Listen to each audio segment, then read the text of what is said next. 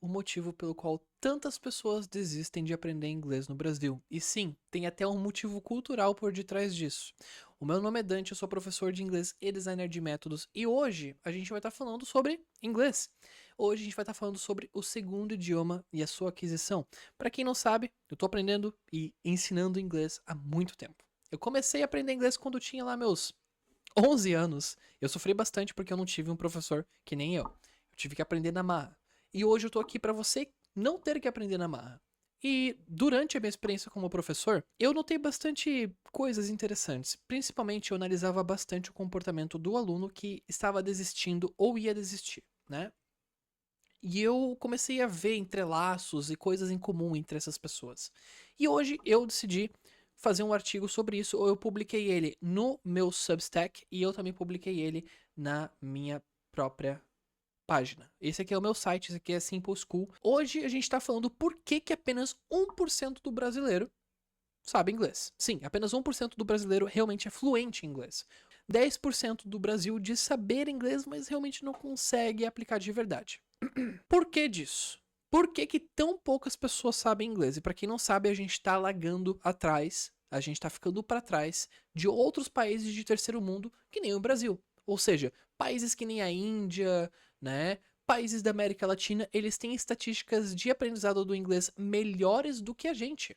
O que deixa a gente bastante a pensar, então não é uma questão de que a gente é um país de terceiro mundo, que não tem o inglês como idioma oficial. Não, não. Até porque, afinal de contas, o Tupiniquim aprende inglês já na escola, não aprende? A gente aprende inglês durante anos na escola e mesmo assim a gente sai sem saber. Se fosse pra gente amontoar um número total de horas em que a gente aprende inglês na escola, todo mundo deveria ser no mínimo nível B1, que é um nível de fluência boa pra viagens, uma conexãozinha não tão íntima com as pessoas, assim, certo?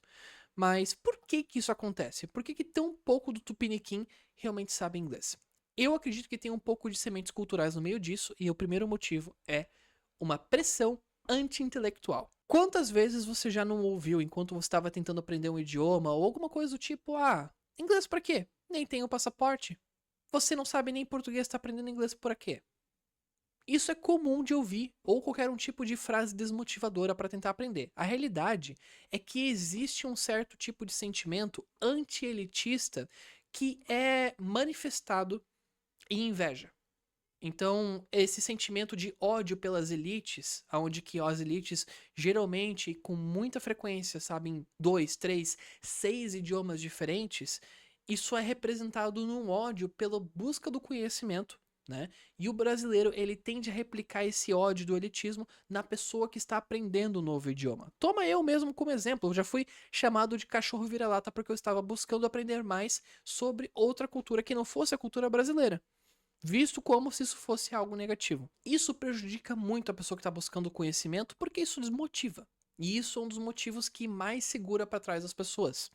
E o segundo motivo é a armadilha da escola de idioma.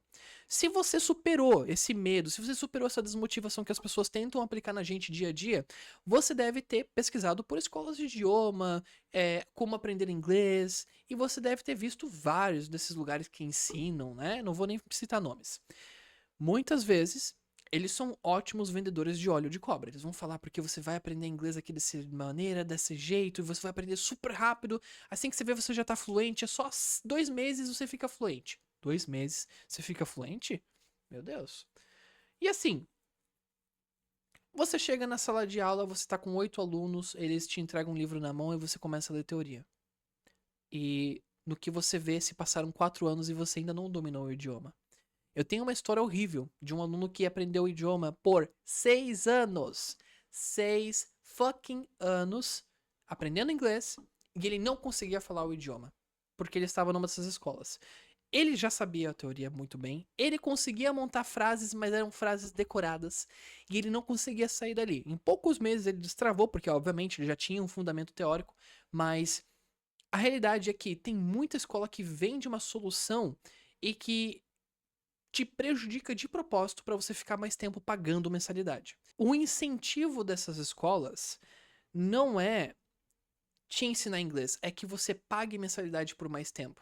E como existe uma contra-iniciativa, o que acaba acontecendo é que muitas vezes você acaba se prejudicando no caminho, gasta muito dinheiro, cria frustrações, começa a desenvolver ressentimento pelo idioma junto com a escola, e assim você perde anos da sua vida sem aprender. Isso é o modelo que eu, veemente, isso é o modelo que eu acredito que à medida com que a minha empresa vai crescendo, com que essa ideia, essa nova maneira de ensinar vai crescendo, eu acredito que isso lentamente vai começar a diminuir e vai morrer. Eu acredito que essas escolas estão com seus dias contados. Elas não têm um futuro saudável. O terceiro e último motivo tem muito a ver com o Dunning-Kruger Effect, que é essa questão entre competência e confiança. Então, aqui você tem competência baixa e competência alta, e aqui você tem a confiança baixa e a confiança alta. O que acontece? Vou começar a aprender a tocar piano.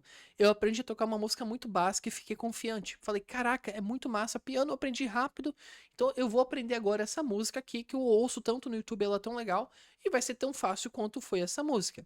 Mas aí você percebe que aquela música específica do piano tem várias técnicas diferentes, várias micro habilidades que você ainda não sabe, e você leva centenas e centenas de horas. O piano em específico é uma habilidade que geralmente para você virar o master nela, leva 10.000 horas. Na realidade, grande maioria das habilidades levam isso. O inglês para você se tornar fluente é bem menos do que isso, não se preocupe. Basicamente o mesmo acontece com o inglês, né? Quando você inicia os seus estudos no inglês, você pensa que o inglês é basicamente uma questão de você traduzir as palavras do português para o inglês. Mas quando você começa a realmente aprender o idioma, você vai perceber que existem regras gramáticas que não funcionam da mesma maneira, a ordem entre os adjetivos ali muda, há pequenos detalhes, artigos, preposições, sotaques diferentes e mil e outros fatores. A audição, você tem que trabalhar, a escrita.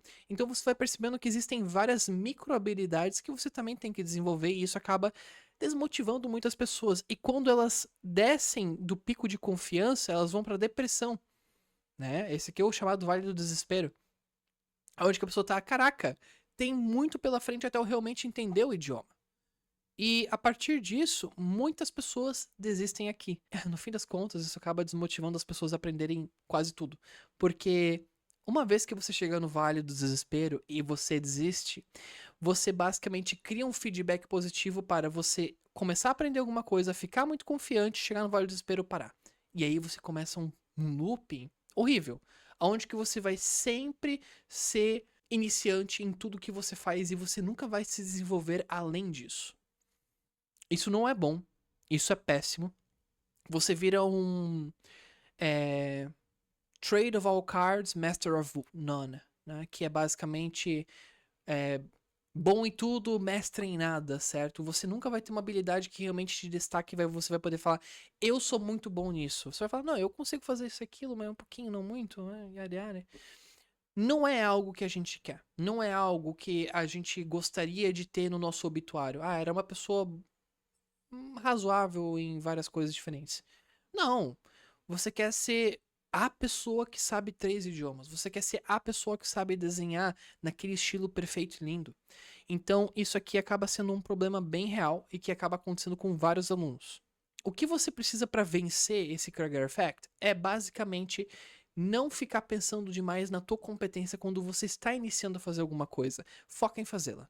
Foca em chegar até lá. Tenha expectativas realistas. Saiba de que vai melhorar, mas vai levar tempo.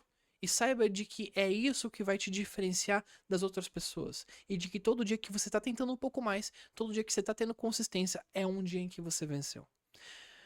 Se você pensa em aprender inglês, você claramente viu esse vídeo até o fim e deveria conversar comigo para você ter mais conhecimento sobre o que você deve fazer para prosseguir. Eu desenvolvo planos de estudos para quem que quer aprender inglês. E se você tem interesse, você deveria mandar uma mensagem e entrar em contato comigo. Você também pode ter acesso a uma plataforma de estudos onde que você tem acesso a homeworks, a matérias, artigos, inclusive podcasts exclusivos que a gente vai lançar no futuro e também você vai poder rever todas as aulas que você fez comigo. É uma plataforma super completa que está cada vez aumentando mais e o meu objetivo final é transformar isso numa rede social para pessoas que estão aprendendo um segundo idioma. Então, se você tem interesse, é só mandar uma mensagem.